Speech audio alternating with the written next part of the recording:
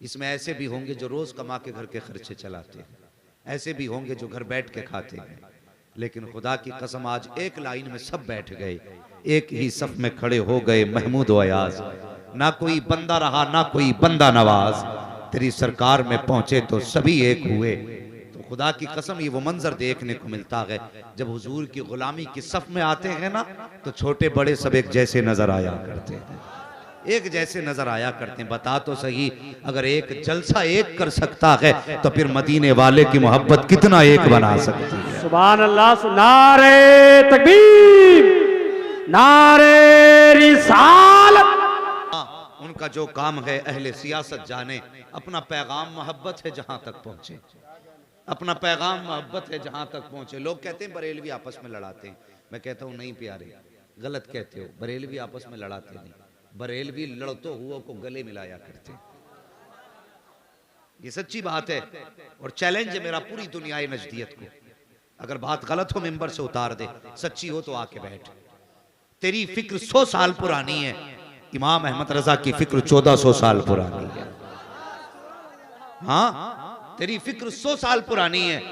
तो कहता नबी कुछ नहीं देते, लेकिन आला हजरत कहते हैं कि हाथ जिस्म तो उठा, गनी कर दिया, मुझे बहरे सखावत पे लाखों सलाम।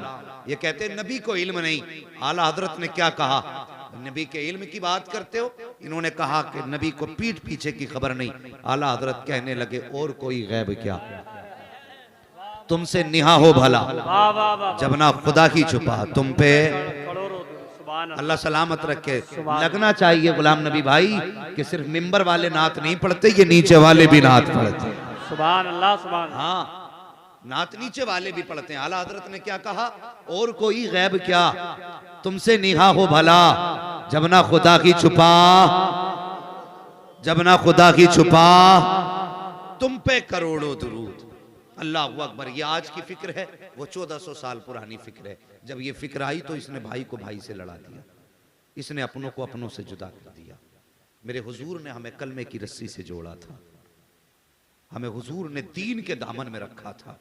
आज वजह क्या, भाई भाई का मुखालिफ हो गया, अपना अपने के खून का प्यासा हो गया। हम इतने बदल गए, हमें अपने खून का एहसास नहीं रहा। नई अक्लें आई, नई फिक्रें आई, कहने लगे नहीं जी अब जहालत का दौर नहीं, अब इल्म बढ़ रहा है। बात उसकी सही है जो अपने घर के अपनी बीवी का हार ना बता सका, उसे इल्म गैब का कैसे मान ले कि उसे इल्म गैब था। ये फिक्रों ने आदमियों को अक्ल अंधा कर दिया। नहीं, ये अकीदा दुरुस्त नहीं है, ये अकीदा दुरुस्त नहीं है। जब ये अकीदा बीच में आया ना, इस अकीदे ने भाई को भाई से लड़ाया। कल तक तो हम एक दूसरे के लिए जान देते थे, एक दूसरे के लिए मर मिटने तैयार होते थे। आज जब से ये आया ना नबी को इल्म गैब नहीं, आपस में लड़ने लग गए। ओ भाई, बुजुर्गों ने फरमाया मकान नया बना लो, कपड़े नए बना लो, गाड़ियां नई खरीद लेना, लेकिन अकीदा 1400 साल पुराना ही रखना है। अकीदा 1400 साल पुराना ही रखना है। गुजारिश करूंगा हुजूर से इश्क करो, हुजूर से प्यार करो। आज कितने लोग हैं मुझे बताएं, सारे लोग हाथ उठा के, जितने लोग वलियों से प्यार करते हैं वो हाथ उठा दें जरा। माशाल्लाह, अपने दाएं बाएं सारे देख लें, मैंने हाथ उठवाए जितने वलियों से प्यार करते हैं। अब हाथ ना उठाएं, अपने गिरेबान में झांके, वो सोचें कि कितने लोग वहाबियों से रिश्ते करते हैं। हाथ नहीं उठवाऊंगा, वो लोग अपने गिरेबान में झांके कि कितने लोग वहाबियों में रिश्ते करते हैं। कुछ लोग कहते नहीं जी बेटी देना खराब है, लेने में क्या आया है। हाँ, कहते ले आए तो क्या हो गया, ले ही तो आए, दे तो नहीं दी। सुन, जो बेटी देते हैं उनकी एक जाती है, जो लेके आते हैं उनका पूरा घर चला जाता है, उनका पूरा घर चला जाता है। हाँ, जितने बैठे यकीनन सब गरीब नवाज से प्यार करने वाले होंगे, सब मुजाहिद मिल्लत के चाहने वाले होंगे, सब ताजुश शरिया का इश्क दिल में रखते होंगे।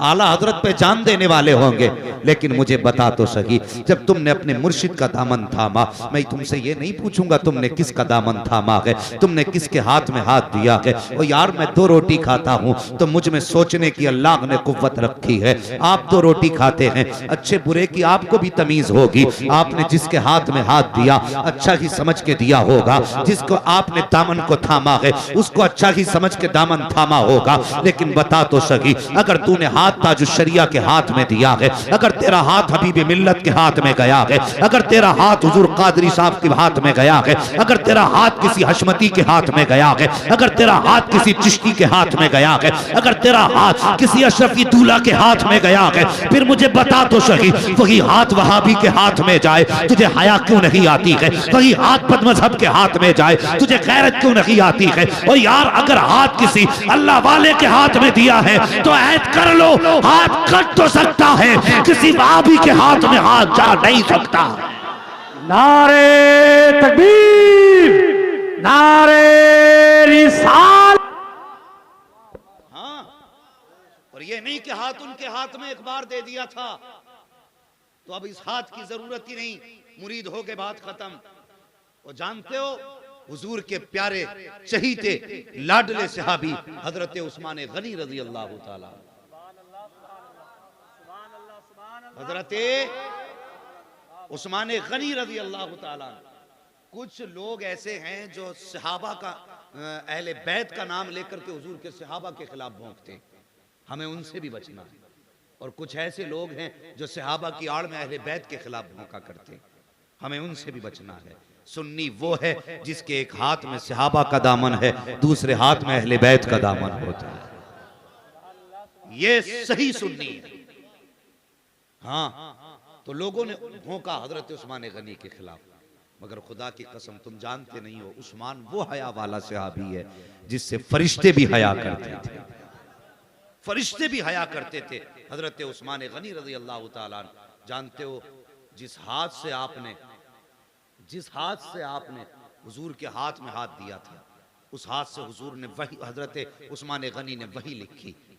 और जब बलवाइयों ने आपको घेरा, 40 दिन आप पे पानी बंद किया गया।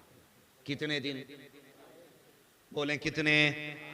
40 दिन। अगर दीन के लिए दिक्कतें आ जाए ना, दिल थोड़ा ना किया करो, मेरे मुजाहिद की तरह सीना चौड़ा करके मैदान में डट जाया करो। हाँ, कभी हमने तो मसलक के लिए, हमने दीन के लिए एक पत्थर भी नहीं खाया। सलाम हो मुजाहिद मिल्लत की तुरबत पर कि उन्होंने जेल भी काटी है, लोगों के ताने भी सुने हैं। दुनिया कहती थी मुजाहिद रास्ता बदल दे, दुश्मन कम हो जाएंगे, मुस्कुरा के कहते थे मुजाहिद की दोस्ती भी खुदा के लिए है, दुश्मनी भी खुदा के लिए।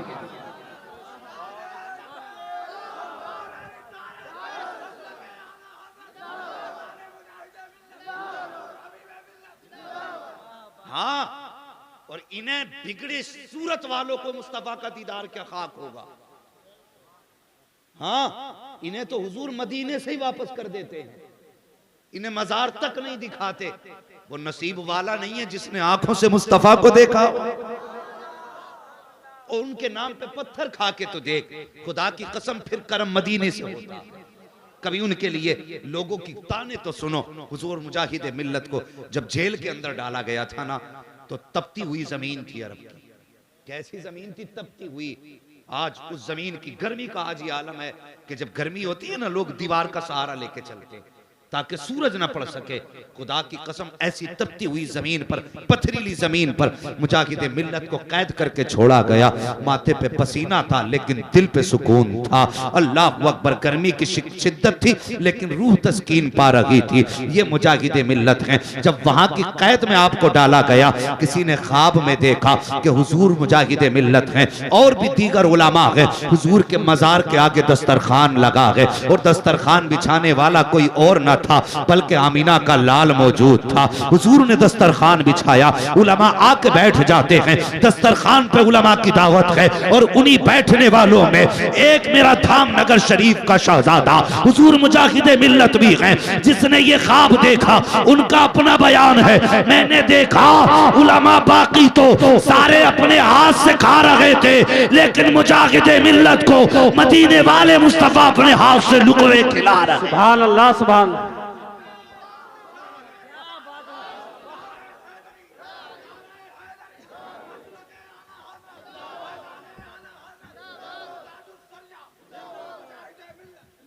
हाँ, कभी उनके नाम पे पत्थर खा के तो देख, और तूने तो कभी कोई पत्थर भी नहीं खाया, और हमने किसी के आगे अभी तक कोई जुल्म ऐसा ना सहा जिसके लिए हम कह सके हमने दीन के लिए ये दिक्कत उठाई है। हाँ, हजरत उस्मान गनी रज़ी अल्लाह तआला 40 दिन पानी बंद किया गया। कितने? 40 दिन। जानते हो तकरीबन 1400 सहाबा आए, कहने लगे खलीफतुल मुस्लिमीन इजाजत दें, जिन्होंने पानी बंद किया है लम्हों में काट के फेंक देंगे। क्या फरमाया? अगर इजाजत दें लम्हों में काट के फेंक देंगे। वो खुदा की कसम वो मेरे नबी के परवरदा थे। 40 दिन पानी बंद हुआ, सामने हिमायती भी मौजूद, चाहने वाले भी मौजूद, कहें तो गर्दनें काट दे। कहने लगे नहीं, ये मेरे महबूब का शहर है, ये मेरे महबूब का शहर है, यहां खून गिरे उस्मान को गवारा नहीं। जान तो दे सकता है, नबी के शहर की अजमत पे आंच आई, ये गवारा नहीं। आज मुझे बता तो सही, बात बात पे फितने उठाते हैं हम लोग, जरा सा सी बातों को लेकर के हम झगड़े खड़े कर देते हैं। वो कैसे फितनों को दबाते थे, आज जरा सी बात हो जाए 5 इधर हो जाते हैं, 5 उधर हो जाते हैं, और फिर एक दूसरे को मारने मरने के लिए तैयार। सब कलमा पढ़ने वाले हैं, सब हुजूर से मोहब्बत का दावा करने वाले हैं, लेकिन दिलों में गुंजाइश नहीं। हमारे दिलों में गुंजाइश नहीं रह गई, ये सच्ची बात है, दिलों में गुंजाइश नहीं है। आदमी चौराहे पे खड़े होकर के 10 लाख की खैरात बांट देता है, पड़ोस में सगे भाई की बेटियां गुर्बत की वजह से अपने बाप की दहलीज पे बैठी हैं, ये ख्याल नहीं आता 2 लाख का जहेज दे के इस बेटी को इज्जत से रुखसत किया जाए। हमारे दिलों में इतनी जगहें नहीं रही। हम कितने तंग नजर हो गए, हमने अपना भला सोचा, और कभी गैरों के लिए सोच के देख, खुदा की कसम अल्लाह तेरी नस्लों को बहार अता फरमा दे। लेकिन सोच के तो देखो, हाँ, जब दूसरों के सोचोगे भलाई के बारे में ना, तब अल्लाह आपको भला देगा, आपकी नस्लों के साथ भला होगा।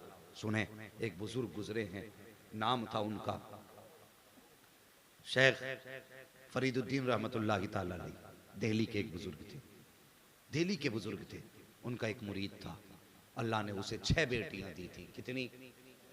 मेरी जबान समझ में आ रही ना आपके? अगर आ रही तो बोलें कितनी बेटियां थी? 6 बेटियां। कहने लगा हुजूर 6 बेटियां हैं, एक बेटी के निकाह में कम से कम 1000 दिरहम की जरूरत है, दुआ फरमा दें, अल्लाह इंतजाम कर दे। तो वो आता पीर के पास और ये कह के चला जाता। उसका एक दोस्त एक ईसाई था, कहने लगा इन फकीरों से क्या मांगता, इनके यहां रोज आके गिड़गिड़ा के चला जाता है, और ये तुझे क्या दे सकते हैं? उसने कहा जा अपने पीर से जाके कह दे, अगर वो मेरे यहाँ जानवरों को 6 महीने चारा खिलाए ना, तो मैं 1000 नहीं बल्कि 6000 दिनार देने के लिए तैयार हूं। कितने? 6000। कितने दिन चारा खिलाना है? 6 महीने तक। वो रखते थे ना लोग, आज भी मुलाजिम दुकानों पे रखते हैं लोग, लेकिन हमने तो हद ही कर दी। अगर अल्लाह ने हमें दौलत दी है, मुलाजिम रखा है ना, तो हम मजबूरी का फायदा उठाते हैं लोगों की। अगर एक आदमी की तनख्वाह 10,000 होनी चाहिए, तो गरीब को रख के उसे 4000 महीने के दे रहे हैं। किसी की मेहनत का नाजायज फायदा ना उठाओ, एक दिन मर के हिसाब देना है इसका। हाँ, अल्लाह को हिसाब देना है, जिसका जो हक बनता है उसको वो दिया जाए। आज तो हम मजदूरों को भी गुलाम समझते हैं, गालियां उन्हें देते हैं, ताने उन्हें देते हैं, धक्के उन्हें देते हैं, और सोचते हैं अगर मैं नहीं दूंगा तो जाएगा कहां। वो खुदारा रहम कर, एक दिन तुझसे भी हिसाब लिया जाएगा, एक दिन तुझसे भी हिसाब लिया जाएगा। वो बुजुर्ग कहने लगे, उसने कहा कि अपने पीर से कह कि मेरे जानवर को ये 6 महीने चारा खिला दें, मैं तुझे 6000 दिरहम दे दूंगा, 6000 दिनार दूंगा। जब इतनी बात कही ना, वो गुस्सा आ गया। मुरीद तो मुरीद था ना, और मुरीद तो पीर के लिए मर भी सकता है, कट भी सकता है, लेकिन शर्त है पीर भी ढंग का होना चाहिए, चिलम चोटा पीर ना हो।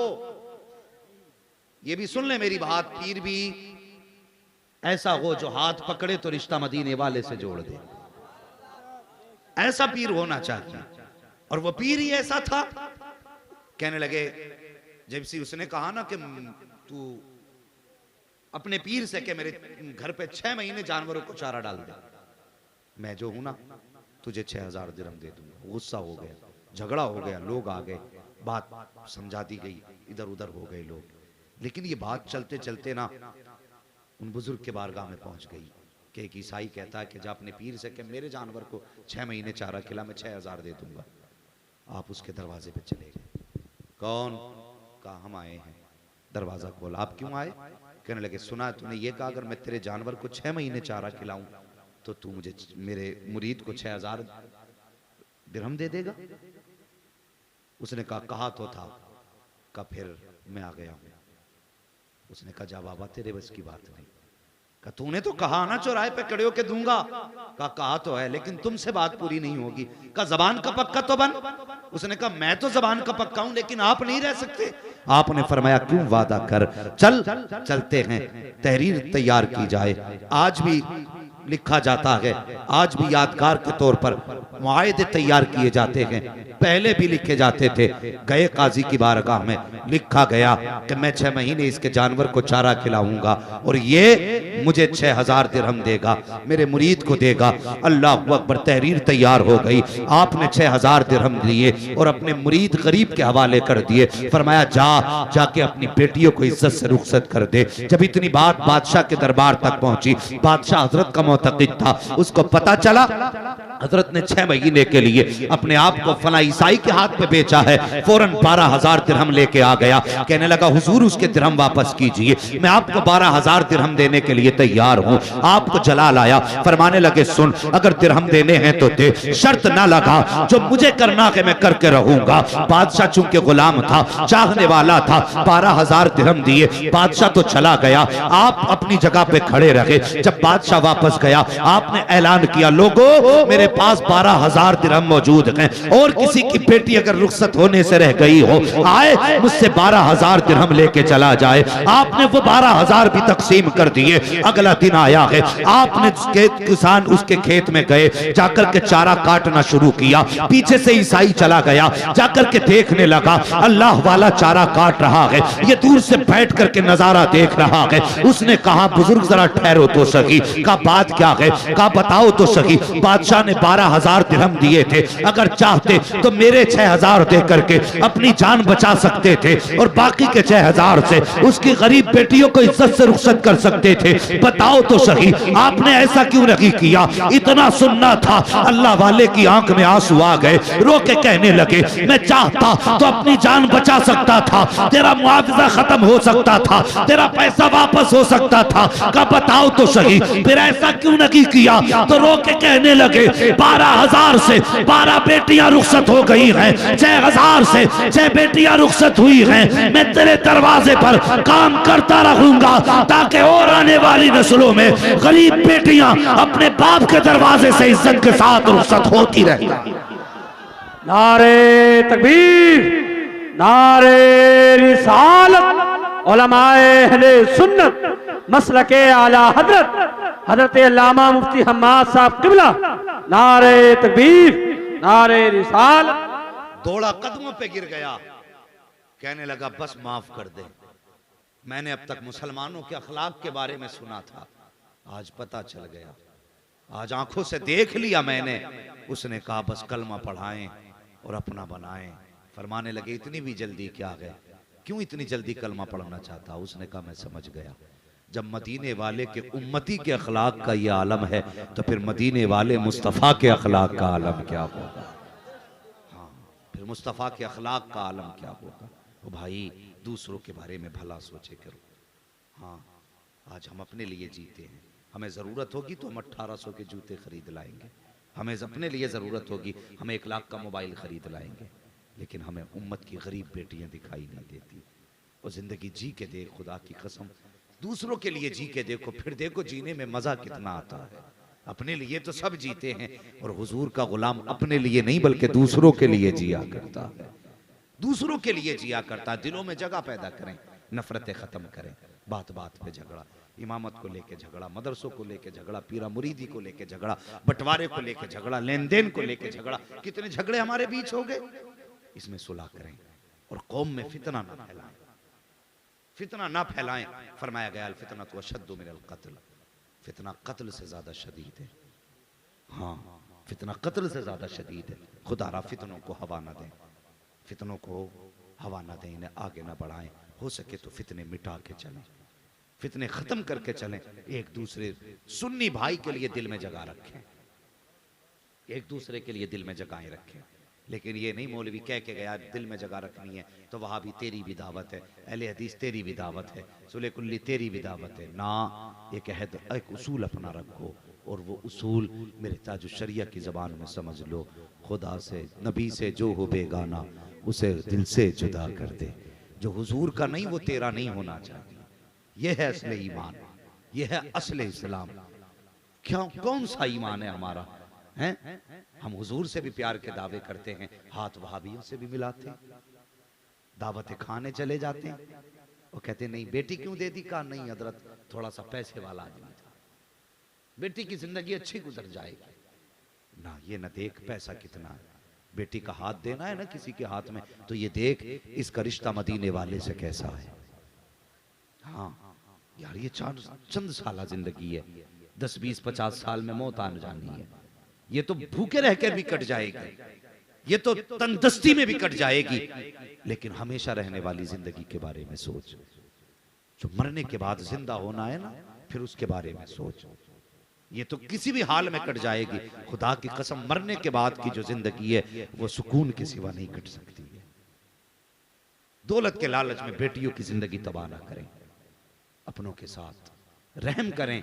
अगर किसी को भूख हो ना दौलत की, कहते बेटी कम लुक़्मे खा के तो गुजारा हो सकता है, मुस्तफा से रिश्ता तोड़ के गुजारा, रिश्ता तोड़ के गुजारा नहीं हो सकता है। हजरत उस्मान गनी पे 40 दिन के लिए पानी बंद किया गया, लेकिन आपने तलवार चलाने की इजाजत न दी।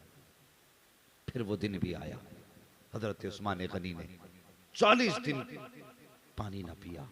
आपके साथ आपकी बीवी थी, हिफाजत के लिए दरवाजे पे हसनैन करीमैन थे। हाँ, और घर के अंदर आपकी बीवी आपके साथ थी। अल्लाह अकबर, बड़ा दर्दनाक मंजर था। तो बलवाई दीवार कूद के अंदर आ गए। जब पहला वार किया ना, आपका बाजू कट गया। जब आपका बाजू कटा ना, तो दर्द का आपने शिकवा ना किया, ये नहीं कहा कि खून बह रहा है, बल्कि आपकी जबान से जुमला निकला, आह आज जालिमो तुमने वो हाथ काट दिया जिससे मैं मुस्तफा पे उतरी हुई वही को लिखा करता था। हाँ, आज वो हाथ काट दिया जो मैंने मुस्तफा के हाथ में दिया था। ये था उनके हाथ का भरम, आज अपने हाथ देखें। हाँ, दावा है ताजु शरिया वाले हैं, दावा है हम हबीब मिल्लत वाले हैं, दावा है मुजाहिद मिल्लत वाले हैं, और दावत में जाके बैठो, देखो तो सबके साथ खा रहे हो।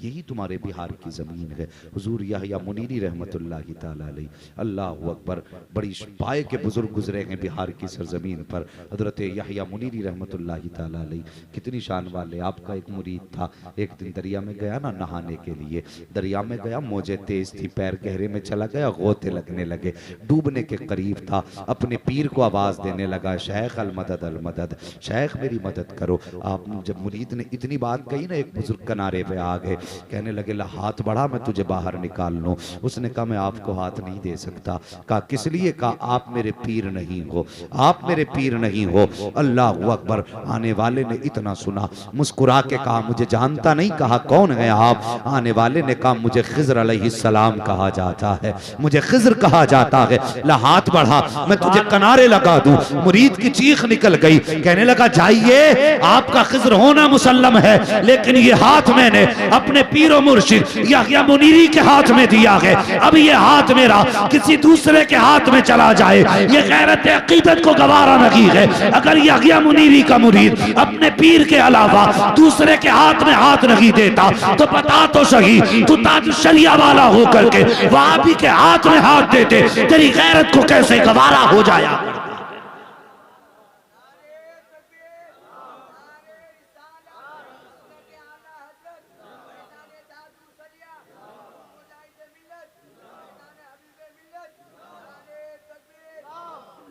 यार जिंदगी बेहतर करो और जिंदगी हुजूर के नाम कर दो।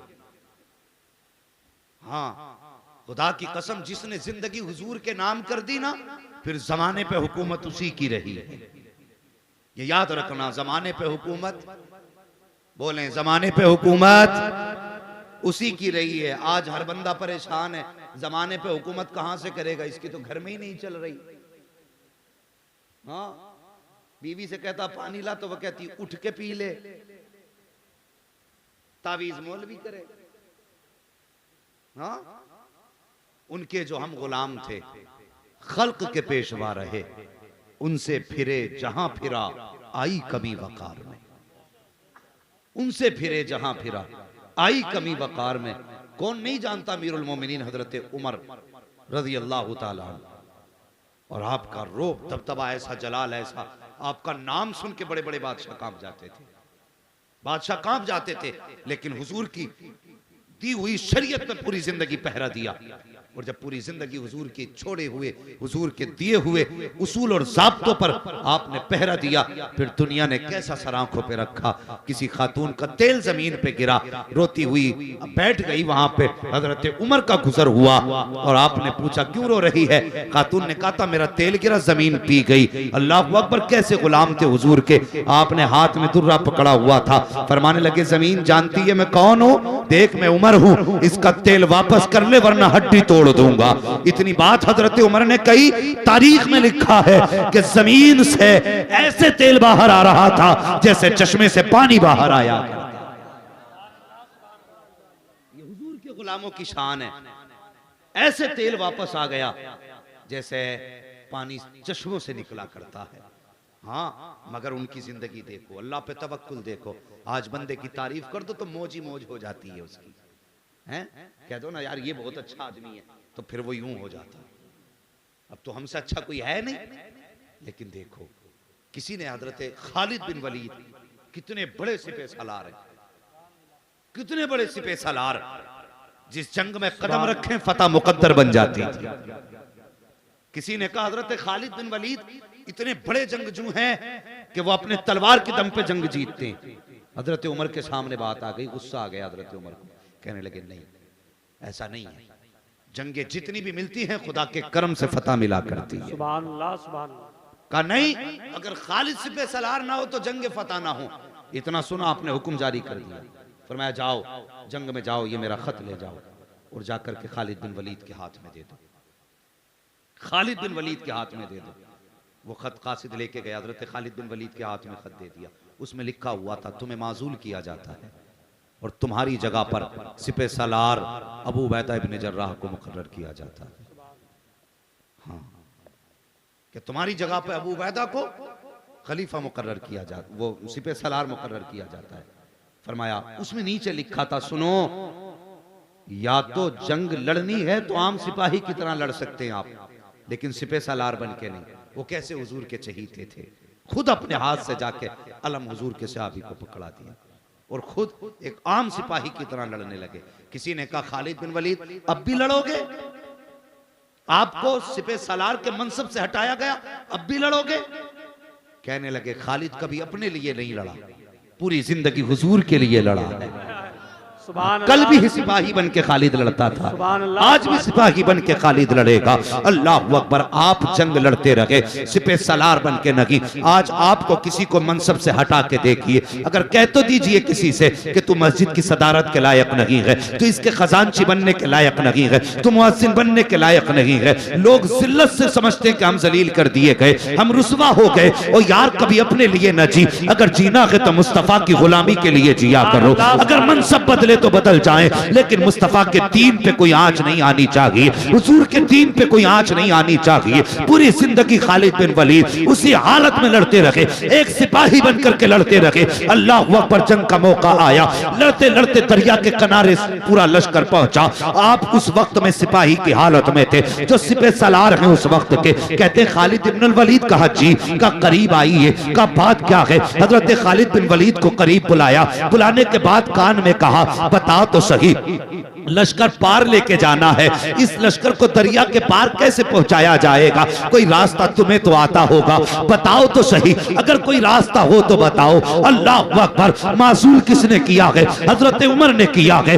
मनसब किसने लिया है? हजरत उमर ने लिया है। होना तो ये चाहिए था, खालिद बिन वलीद नाराज होते, लेकिन जब पूछा गया बताओ दरिया कैसे पार किया जाएगा, आपने सिपह सलार के कान में कहा हजरत जी दरिया से इतना कह दीजिए कि तुझको इसको उमर के इंसाफ का वास्ता, मुस्तफा के गुलामों को जगा देते। हजरत अबू बैदा बिन जर्राह कहते हैं, ए दरिया तुझे उमर फारूक के इंसाफ का वास्ता हमें जगा देते। इतना कहने की देर थी, दरिया में रास्ता नहीं बना, पानी दो जगह नहीं बटा, रास्ता खाली नहीं हुआ। अबू बैदा ने कहा था, खालिद बता तो सही, हमने कह भी दिया है लेकिन दरिया ने रास्ता नहीं दिया। इतना कहना था। खालिद बिन वलीद कहते हैं, परेशान क्यों होते हो, दरिया में घोड़े डालो। सबसे पहला घोड़ा हजरत खालिद बिन वलीद ने डाला, उनके पीछे घोड़ा अबू बैदा बिन जर्राह ने डाला, उनके पीछे पूरा लश्कर पार हो गया।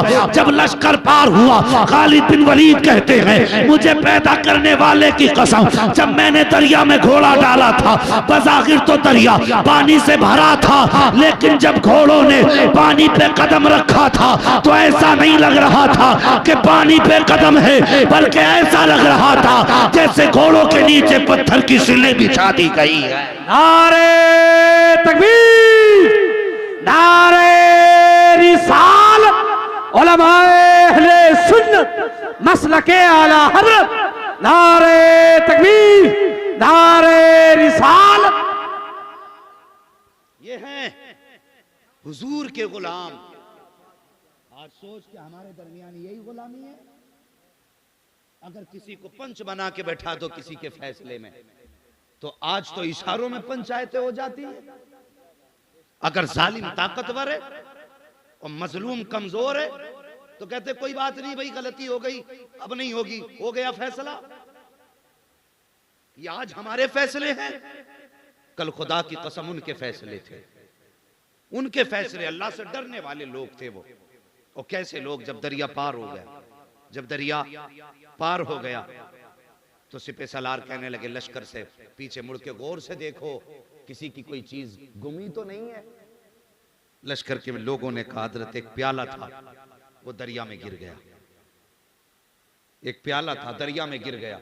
पीछे मुड़े हजरत अबू बैदा इब्न जर्राह और दरिया की तरफ रुख किया और रुख करके कहने लगे, दरिया क्या तुझे याद नहीं रहा मैंने तुझे हजरत उमर के नाम का वास्ता दिया था? तेरी इतनी हिम्मत हो गई, तूने मुस्तफा के गुलामों का प्याला ले लिया। इतना कहने की देर थी, फिर एक लहर आई जो प्याला बीच दरिया में गिरा था, लहर ने उठा के लाके मुस्तफा के गुलामों के कदमों पे डाल दिया।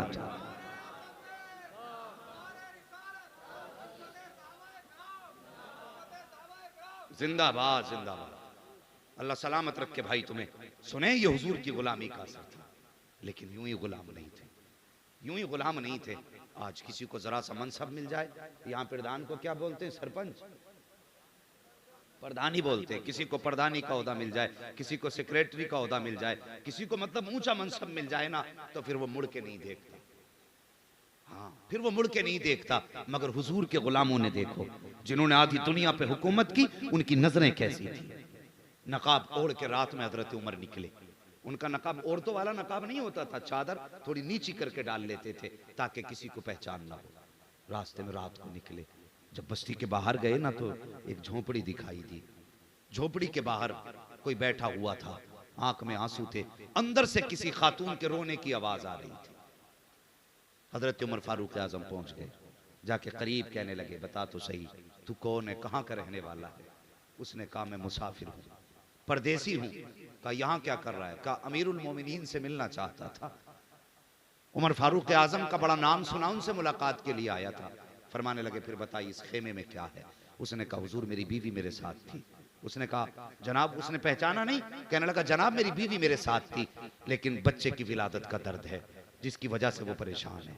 आपने फौरन इतना सुना ना, फरमाने लगे ठहर अभी आया। घर गए, अपनी बीवी उम्मे कुलसूम से कहा, उम्मे कुलसूम का जी का जल्दी कर, जितनी चीजों की जरूरत बच्चे की विलादत में खातून को होती है सारी चीजें ले लो। फौरन तैयार हो गई और आपके साथ वहां आ गई जहां पे वो मुसाफिर था और उसकी बीवी थी। अल्लाह अकबर। आने के बाद उसने आपकी बीवी उम्मे कुलसूम कहने लगी, हजरत जी चूल्हा जलाइए, थोड़ा सा गुड़ पकाइए, इसमें चने डालिए, जो भी बनाना था बनाने के लिए। हजरत उमर ने फूंके मार मार के चूल्हा जलाया, फूंके मार मार के चूल्हा जलाया। बीवी से कहा जा, कोई कमी नहीं होनी चाहिए। बीवी को खेमे में भेज दिया। आप अंदर एक आम आदमी की तरह बीवी के कहने पर सारे काम करते रहे। अंदर से आवाज आई, अमीरुल मोमिनीन मुबारक हो। कहा क्या बात है? कहा आने वाले मेहमान को खुदा ने बेटे से नवाज दिया है, बेटे से नवाज दिया है। जैसी बीवी ने कहा अमीरुल मोमिनीन, इसके हाथ में पानी का प्याला था, इसके हाथ से प्याला छूट गया। कहने लगा क्या कहा? कहा अमीरुल मोमिनीन। कहा किसको? हजरत उमर आगे बढ़े, कहने लगे तू जिस उमर को देखने आया है वो उमर कोई और नहीं, तेरी आंखों के सामने खड़ा है।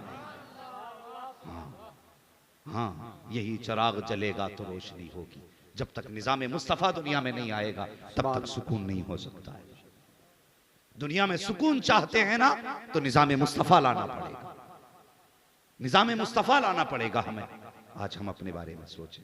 अल्लाह अकबर, वो गैरों का इतना ख्याल करते थे, उन्होंने गैरों का इतना ख्याल किया। आज हमें अपनों का कितना ख्याल है हमें ख्याल अपनों का?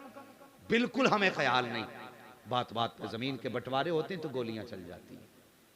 हाँ, सगे भाई मकान बांटते हैं, एक दूसरे के खिलाफ FIR करके थाने में डाल देते हैं। बात बात पे झगड़े। 50 साल के बाद भी अगर जमीन नप जाए कि नहीं अभी बंटवारा पूरा नहीं हुआ मेरा, दोबारा नापी जाएगी। 50 साल बाद जमीन नाप दी जाती है। हमें हया नहीं रही, हमारे दिलों में जगह नहीं रही, एक दूसरे के लिए गुंजाइश खत्म हो गई। कबीले बनु कुरैश के फतह के मौके पर जब माले गनीमत आया, मेरे हुजूर ने फरमाया ये माले गनीमत मुहाजिरीन को जाकर के दे दो, और मुहाजिरीन को जो अंसार ने माल दिया है उनका उन्हें वापस करा दो। ये खबर पहुंचते पहुंचते सहाबा तक पहुंच गई, अंसार तक पहुंची। रोते हुए आए हुजूर, सारे फैसले आपने मुहाजिरीन और अंसार को बैठा के किए, लेकिन आज अंसार से नहीं पूछा। हुजूर हमें कोई शिकायत नहीं, बस एक बात की ख्वाहिश है। कहो क्या कहना चाहते हो? कहा हुजूर बात सच्ची है, आप जो कहते हैं पत्थर की लकीर है, आपकी मर्जी है। जो भी माले गनीमत मिला है बेशक आप मुहाजिरीन को दे दें, लेकिन हमने जो मुहाजिरीन को दिया है हमारा वापस ना कराएं, हमारा वापस ना कराएं। हुजूर हमने भाई समझ के दिया है, हमने उधार नहीं दिया था। आका हम चाहते हैं कि हमारे भाई हमारी दौलत को भी इस्तेमाल करें और जो मुस्तफा नवाजे उसे भी यही इस्तेमाल करें। आज 50 साल के बाद अपने के खिलाफ खड़े हो जाते हो, कौन सा इस्लाम है? मुझे बताइए। जलसा आप साल में 4 बार करें, लेकिन अगर जलसों से कुछ हासिल ना करें तो हमारी जिंदगी कैसे बदलेगी? इस जिंदगी में इनकलाब लाइए, अपनों के लिए जगह कीजिए दिलों में। पूछें जो लोग सियासत पे नजर रखते हैं, जो लोग साहिबे मनसब हैं, उनसे पूछो कि थानों में जाके देखो मुसलमानों की तादाद कितनी कसरत से है। जेलों में मुसलमान पड़े हैं और उनमें 90% बेगुनाह पड़े हैं। उन्हें बेगुनाहों को फंसाने वाले कौन है? हम। उन्हें जेल कराने वाले कौन है? हम। उनके बच्चों को यतीमों की तरह जिंदगी गुजारने पर मजबूर करने वाले कौन है? हम। और उसके बाद भी फख्र से कहते हैं हम मुसलमान हैं। तो यार तुम अपनों को माफ नहीं कर सकते तो तुमसे क्या उम्मीद की जा सकती है कि तुम किसी गैर को माफ कर पाओ? भाई से गलती हुई थी, तुमने उठा के जेल में नाम डाल दिया। कचहरियों में जाके देखो, एक भाई इस वकील के बिस्तर पे है, दूसरा उस वकील के बिस्तर पे है। वो उस वकील से कहता है ऐसा केस बना जो ये 10 साल के लिए अंदर चला जाए। ये अपने वकील से कहता है ऐसा केस बना जो ये 10 साल के लिए अंदर चला जाए। और तुझे हया नहीं आती, तू भी जेल चला जाएगा, तू भी जेल चला जाएगा। लेकिन बता तेरे बच्चे यतीमों की तरह जिंदगी गुजारेंगे, उनके शौक पूरे करने कौन आएगा? उन्हें एक वक्त का खाना खिलाने कौन आएगा? और तू तो 10 साल के लिए अंदर चला जाएगा, लेकिन तेरे बच्चों के दिल पे जो गुजरेगी, उन बच्चों के दिल का दर्द का इलाज कौन करेगा? उनके दर्द का मदावा कौन होगा? खुदा के वास्ते अपनों को जेलों में जाके ना डालो, अपनों के खिलाफ मुकदमे ना करो, अपनों पे झूठे सच्चे केस ना लगाओ। कहीं पे जाकर के देखो तो ससुराल वाले दामादों को जेल में डाल रहे हैं, कहीं जाकर के देखो तो ससुराल वाले बेटियों को आग लगा के मार रहे हैं। वो यार ये कौन सा इस्लाम है? तुमने कौन सा दीन पढ़ा है कि किसी की बेटी को जहेज के लिए आग लगा दो, किसी की बेटी को दौलत की वजह से घर से निकाल दो। इस दर्द को तू उस दिन समझेगा जिस दिन कोई तेरी बेटी को भरे घर से धक्का दे के निकालेगा। तब तुझे पता चलेगा बेटियों के घर उजड़ने का दर्द क्या होता है। तब तुझे पता चलेगा किसी की बेटी रुसवा होती है, बाप के जिगर पे क्या गुजरती है। अगर जन्नत में जाना चाहते हो तो सिर्फ जलसों से जन्नत में नहीं जाओगे। जन्नत में जाना चाहते हो तो खुदा की कसम तुम्हें किरदार भी बदलना पड़ेगा, उसूल भी बदलना पड़ेगा और अपने किरदार को मुस्तफा जैसा बना लो। अगर तुम मदीने वाले के हो जाओगे, खुदा की कसम सारा जमाना तुम्हारा हो जाए। नारे तकबीर, नारे रिसालत, उलमाए अहले सुन्नत मसलके आला हजरत, नारे तकबीर, नारे रिसालत। आज हमारे दिलों में ही जगह नहीं। अगर आज के जलसे के बाद तुमने अपने भाई को माफ ना किया ना, फिर तुम्हें जलसे कराने का हक ही नहीं। हाँ, फिर तुम्हें जलसे कराने का हक नहीं। वो दिल में गुंजाइश रख। आज हालात देखो कितने बुरे हालात हैं। पहली बात तो मस्जिद में जाते ही नहीं, और चले जाए ना तो यही देखते इमाम का अंगूठा हिला के रुका है। मस्जिद से निकलते ही छाप देता इमाम नहीं जमा। क्यों भाई? क्या अंगूठा हिल गया था? तू बता, नमाज पढ़ रहा था, इधर उधर कुछ झांक रहा था। इमाम की तो हो गई हिल के भी, लेकिन तेरी बगैर हिले ही खत्म हो गई। हालत देखो, मस्जिद से निकले नहीं की बात शुरू, इमाम ऐसा इमाम वैसा, ऐसा लाएंगे वैसा लाएंगे। क्यों? तू कितना बड़ा इमाम है, जरा खड़े होके दिखा मुसल्ले पे। अगर छठी का दूध याद ना आ जाए ना, फिर नाम बदल के रख दिए। खेल समझ रखा है, जिसके मन में जो आता शुरू हो जाता है। ये हर गांव की कहानी है जनाब। हर गांव में लेकर के पहली बात तो मस्जिद जाते ही नहीं, और जाते हैं तो तरह तरह के एतराज। ओ यार, अगर तू 4 वक्त से पढ़ने लगा ना नमाज, तो फिर अल्लाह से डर, अल्लाह से डर। अपनी इबादत पे घमंड ना कर। तूने जो टूटे फूटे सजदे किए हैं ना, ये दुआ किया कर अल्लाह इन्हें कबूल कर ले तो बेड़ा पार हो जाए। बड़ी बात है। कभी अपनी इबादत पे इतराना नहीं चाहिए। हम कुछ भी नहीं, औकात क्या हमारी। हाँ, तुम हाथ चूम रहे हो, हम इस हाथ चूमने के लायक हैं? खुदा की कसम, आज जो इज्जतें मिल रही हैं ना, ये मुस्तफा की जूतियों के सदके में मिल रही है। हाँ, वरना कौन हमें मिंबर पे बैठाता, कौन हमें ट्रेनों में घुमाता, कौन हमें फ्लाइट के खर्चे देता, कौन गलों में हार डालता। आज जो इज्जतें हैं ना, ये सब मुस्तफा के नाम के सदके से मिल रही है। औकात नहीं थी हमारी, ये इज्जतें मिल जाती। ये सारी इज्जतें मुस्तफा की चौखट से मिली है। अगर अल्लाह ने इज्जतें दी है ना, और 2-4 वक्त की नमाज पढ़ने लगे हो, तो उन्हीं की कबूलियत की दुआएं मांगा। वो एक अल्लाह वाला था ना, बड़ा मुस्तजाब दावा था, इतना रब का लाडला चहीता था, इतना चहीता था रब का, कि जब वो चलता था ना तो बादल छाया करता था उसमें। वो चलता था तो बादल उसके सर पे चला करता था। इतना महबूब बंदा रब का। लेकिन एक दिन में एक गुनाहगार बंदा, आम बंदा उसके सामने आ गया, कहने लगा मुसाफा कर लो मुझसे भी। तो उस नेक आदमी के दिल में ये ख्याल आ गया, मैं वो हूं जिसके ऊपर बादल का साया रहता है, और ये आम बंदा जिसको नमाज तक नहीं आती है, जो अल्लाह के जिक्र से दूर रहता, मैं इससे हाथ क्यों मिलाऊं? कहने लगा नहीं, तुम उससे हाथ मिलाने के लायक नहीं है। किसने कहा? जिसके सर पे बादल छाया करता था। लेकिन सुन, रब जो है ना, अपने हर बंदे से प्यार करता है, ये याद रखना। हाँ, रब हर बंदे से प्यार करता है। अगर वो रहम ना करे ना, तो फिर आधी दुनिया तो भूख से मर जाएगी।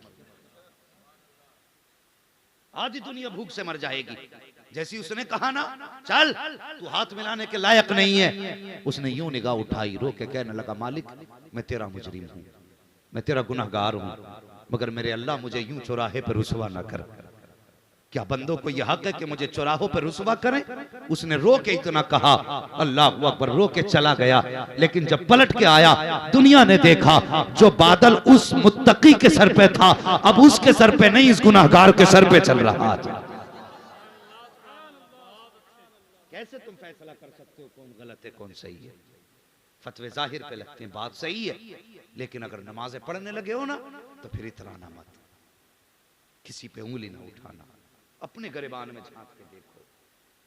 नमाज के लिए कितना इल्म चाहिए, ये बात खत्म कर दे रहा हूं और आखिरी कील ठोक देता हूं जो इतराते हैं नमाज के लिए कितना इल्म होना चाहिए। किसी ने सैयदी सरकार आला हजरत से पूछा था, हजरत आपको कितना इल्म है? आपने फरमाया था, बस अपनी नमाज दुरुस्त पढ़ लेता हूं। कितना इल्म था आला हजरत को? कदीम तहकीक के मुताबिक 56 उलूम पे महारत थी, जदीद तहकीक के मुताबिक 120 से ज्यादा इल्मों पे महारत थी। इतने इल्मों का मालिक कहता है कि बस इतना इल्म है कि अपनी नमाज दुरुस्त कर लेता हूं।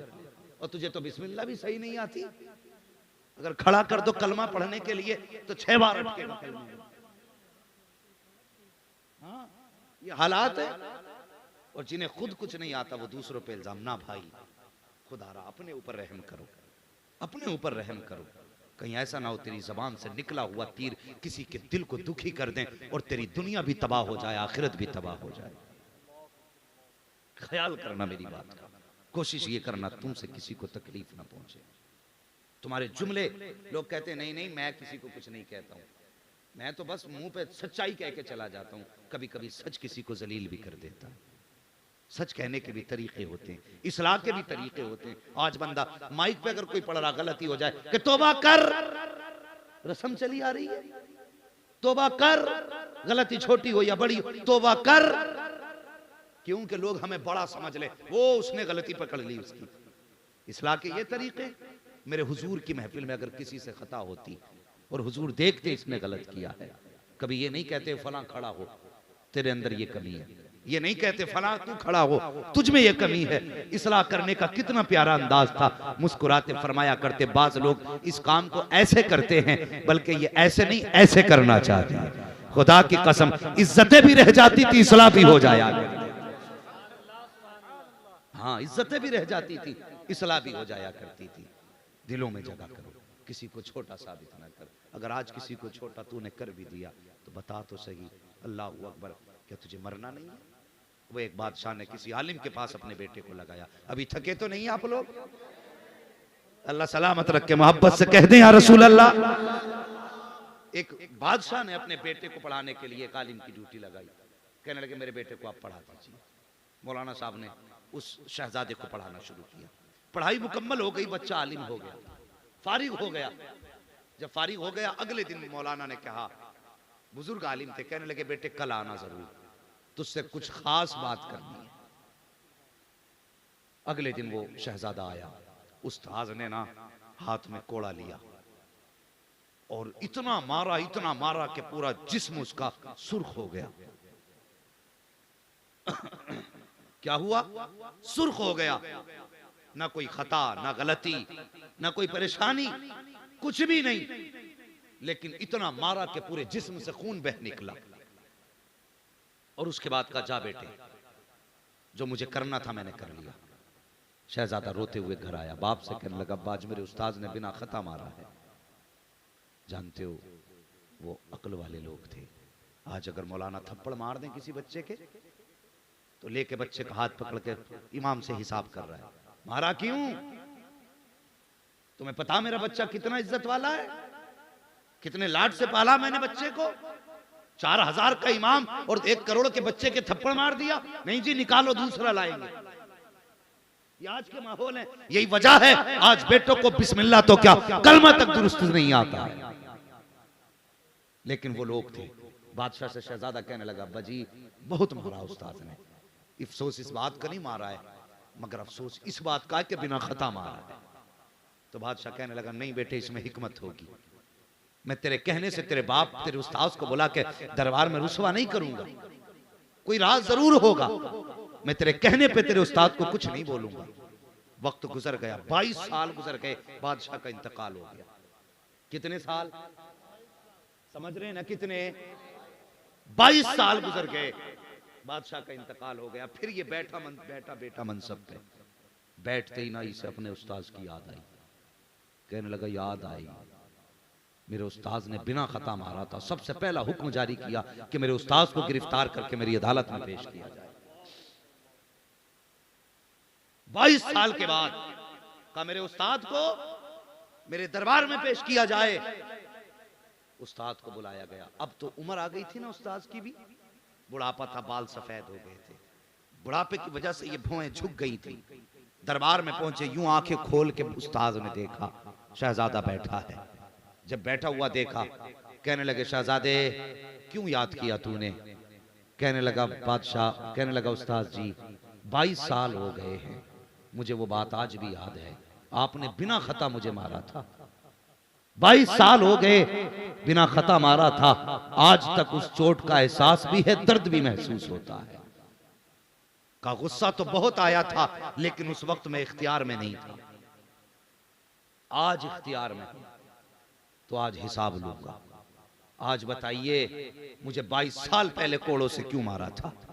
उस्ताद कहने लगे बेटे बता तो सही, तुझे कितने साल हो गए मार खाए हुए? उसने कहा 22 साल हो गए। कहा भूला तो नहीं? कहा नहीं। कहा आज भी दर्द का एहसास है? कहा आज भी होता है। कहा याद आती है तो? कहा आज भी आंसू आ जाते हैं। मारा क्यों था? उस्ताद कहते हैं आज के लिए तुझे 22 साल पहले मारा था, आज का सबक था जो 22 साल पहले मार के तुझे पढ़ाया था। कहने लगा उस्ताद जी समझा नहीं। कहा बेटे मुझे पता था बाप के इंतकाल के बाद एक दिन तू इस मनसब पे बैठा था, मैंने तुझे 22 साल पहले इसलिए मारा था ताकि तू जब इस पे बैठे तो तुझे पता चले अगर किसी पे जुल्म होता है तो फिर वो उसको भूला नहीं करता है। जब तू मनसब की कुर्सी पे बैठे तो किसी के खिलाफ कभी जुल्म के लिए हाथ मत बढ़ा देना। अगर तू इक़्तिदार में आ जाए तो किसी कमजोर को सताना मत। अगर तू पावर में आ जाए तो किसी गरीब पे जुल्म ना करना। हो सकता है 22 साल तक वो तुझसे हिसाब न ले, लेकिन मरने के बाद जब वो अल्लाह की बारगाह में पहुंचेगा तो उस दिन तू मजबूर होगा,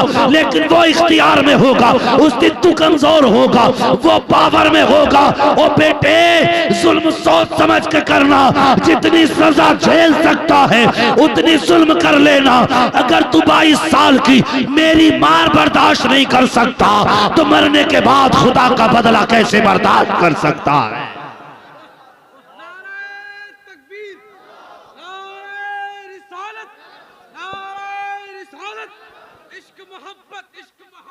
आला हजरत आला प्यार मोहब्बत, प्यार मोहब्बत, नारे तकबीर। समझ रहे मेरी बात? खुदारा जुल्म न करना। और सुनो गरीब नवाज को कितने चाहने वाले हैं, जरा जितने गरीब नवाज को चाहने वाले मोहब्बत से कह दें या गरीब नवाज अल्लाह सलामत रखे। खुदा की कसम हम यूपी में रहते हैं और ज्यादातर चक्कर बरेली शरीफ के लगते हैं, लेकिन जब उर्स आता है ना गरीब नवाज का तो तबीयत खुश होती है। आपके बिहार बंगाल की बसें जाती हैं, पहले सलाम आला हजरत की चौखट पे होता है, दूसरा सलाम गरीब नवाज की चौखट पे होता है। अल्लाह सलामत रखे। आप बुजुर्गों के अकीदतमंद हो, लेकिन एक बात याद रखना, गरीब नवाज ने हिंदुस्तान में आकर के न तलवार के जरिए दीन फैलाया था, न ढोलक के जरिए दीन फैलाया था। आपने उस किरदार और अखलाक के जरिए दीन फैलाया था जो अखलाक मुस्तफा ने अपने शहजादे को अता किया। आज वो अखलाक ही नहीं हमारे पास। कई लोग कहते हैं जी वो आप वाकया बयान करते हैं किस किताब के अंदर मौजूद है? मैं कहता हूँ गधों कभी पढ़ भी लिया करो। जब बेटे की वो करता है ना, क्या बोलते हैं उसको, जन्मदिन मनाते हैं, ये क्या बोलते हैं, फुरफुरे? नहीं फुरफुरे ही तो बोलते हैं देवबंदियों को। हाँ फुरफुरे बोलते हैं ना इनको तुम्हारे यहाँ। अगर बोलते हैं तो बोलते हैं भाई देवबंदी है, फुरफुरे हैं। अरे भाई यहाँ तो नहीं है, लेकिन बोला जाता ना उन्हें। हमारी महफिल में आ भी कैसे सकता है? जहां उमर का जिक्र हो वहां शैतान, जहां उमर का जिक्र हो वहां शैतान नहीं आ सकता। जहां आला हजरत का जिक्र हो वहां वहाबी नहीं आ सकता। ये ऐसा एंटीबायोटिक है, एक डोज दे दो कसम से सुबह से शाम तक करवटे बदलता बंदा। हाँ आला हजरत के नाम में वो तासीर ही ऐसी है।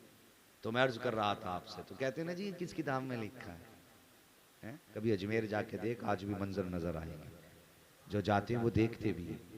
बहुत सारी बातें एक भाई ने फरमाइश भी की थी, लेकिन मैं चाहता हूँ वो जो भाई ने कहा ना मेरे, वो जिक्र करके बात खत्म कर लूँ। सुन लेंगे ना 10 मिनट और इंशाअल्लाह। माशाअल्लाह अल्लाह सलामत रखे। मोहब्बत से कह दें या रसूल अल्लाह। अभी सारे नहीं बोले, कुछ लोग तो बस ऐसे ही बैठे। इतने दिन हो गए गरीब नवाज का लंगर खाते खाते और आवाज निकलने तैयार नहीं है। जरा जोर से कह देना सुभान अल्लाह। अल्लाह सलामत रखे, खुश रहो, आबाद रहो, शाद रहो। ऐसा लग रहा है जलसा शुरू ही हो रहा है। अल्लाह सलाम